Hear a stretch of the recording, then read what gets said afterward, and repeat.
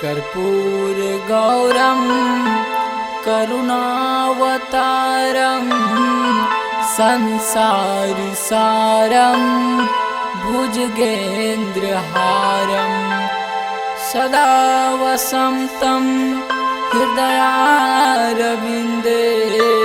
भवं भवानी सहितं Namami.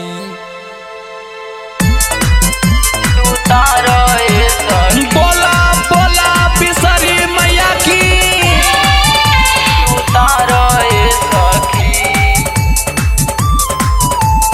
Sweetie films recording studio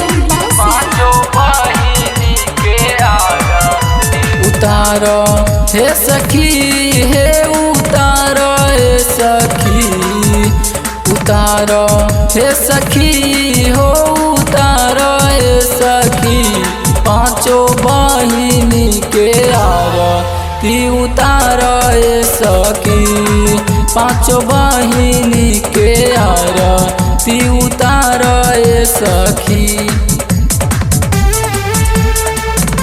बोला बोला बिसरी मैया की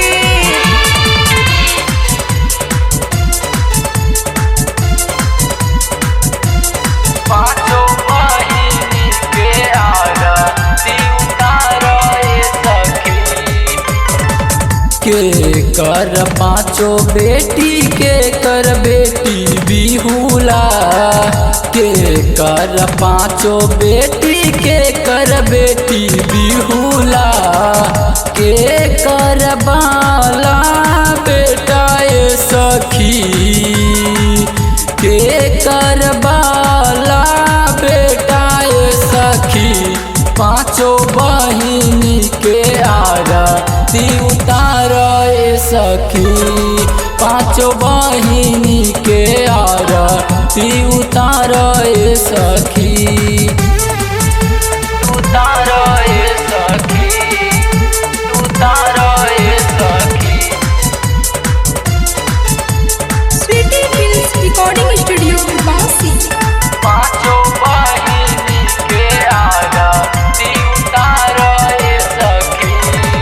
पार्वती के पांचों बहिन मैनी को के बिहुला पार्वती के पांचों बहिन मैनी को के बिहुला सोनिका के बाला बबुआ ये सखी तो सखी हो सोनिका के बाला बबुआ ये सखी पांचों बहिनी के आरती उतारो ये सखी पांचों बहिनी के आरती उतारो ये सखी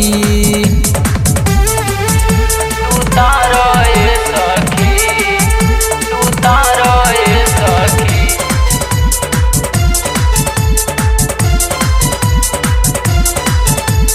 पांचों बहिनी के आरती उतारो ये सखी।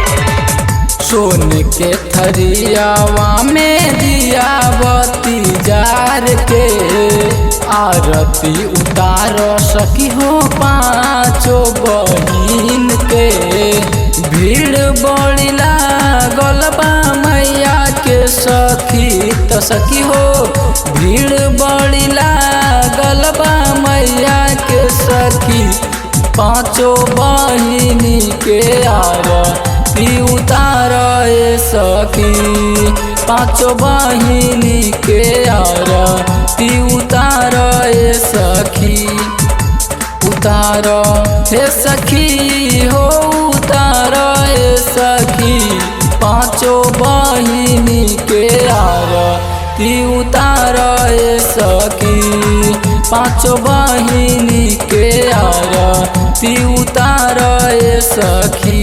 स्वीटी फिल्म्स रिकॉर्डिंग स्टूडियो बासी।